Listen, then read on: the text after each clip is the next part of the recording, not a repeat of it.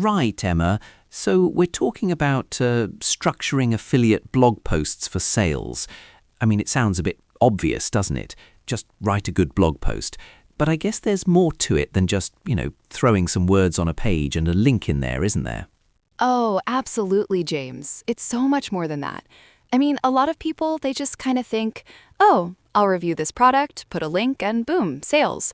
But the truth is, if your post isn't structured intelligently, you're leaving so much money on the table, truly. Like, you're guiding someone down a path, right? And if that path's all wonky and confusing, they're just gonna bounce. It's about psychology, really, and how we consume information online. It's gotta flow, tell a story, solve a problem. Ultimately, it needs to build trust and then gently lead them to that conversion point. It's a whole art. Okay, so it's less about just presenting information and more about, persuasion, isn't it? Like a carefully constructed argument for why they should click your link specifically. So where do we even begin with that? What's the absolute first thing someone should be thinking about when they sit down to write one of these posts? The absolute first thing, James, is the introduction. And I mean like the opening paragraph, the first couple of sentences. This is where you grab them. You know how quickly people skim online? If you don't hook them in immediately, they're gone. Like seriously. You need to identify their pain point or their desire right away. Don't waste time with fluffy intros or trying to be overly clever. Get straight to it.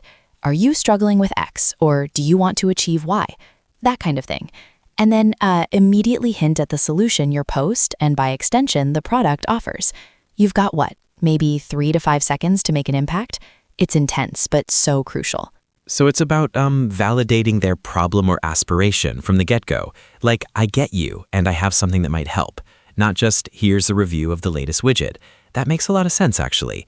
So once you've got them hooked with that problem-solution dynamic, then what?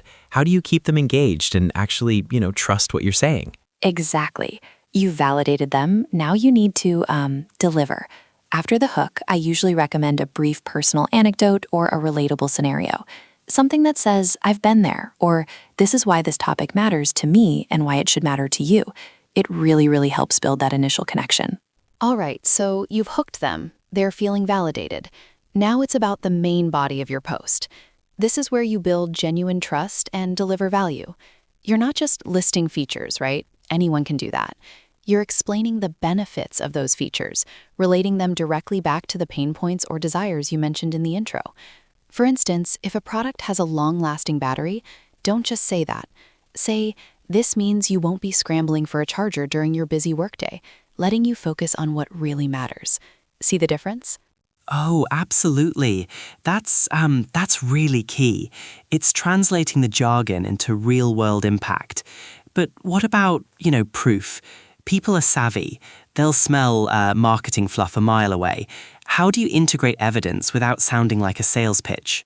Great point, James. This is where you bring in evidence. Think testimonials, brief case studies, or even your own experience with the product. Be honest about pros and cons. That's huge for credibility. If you only talk about the good stuff, readers get suspicious. Mentioning a minor drawback, maybe it's a bit pricey or the setup takes a few extra minutes, and then explaining why the benefits still outweigh it, actually makes your review feel more authentic. It shows you've genuinely evaluated it. Transparency is like your best friend here. Okay, so we've got the intro, we've built trust in the body. Now, the crucial part, getting them to actually click. I mean, I've seen some affiliate posts where the CTA is just, a bold link at the end. Is that enough? Or is there a more nuanced approach to actually converting that interest into a click? Oh, there's a much more nuanced approach, James. The CTA, the call to action, is the whole point, right? But it shouldn't feel like a hard sell. It should feel like a natural next step for someone who's just received all this valuable information. My top tip is to have multiple CTAs throughout the post, not just one at the end. A soft one after the intro, if you're ready to solve X, click here to see the product, and then stronger ones as you build up the value in the middle and at the very end. And don't just say click here. Be specific. Grab your product name now and start achieving benefit. See? Make it compelling. Right, so it's about guiding them throughout the entire journey, not just at the final destination, and varying the strength of the call to action too. I like that. What about placement?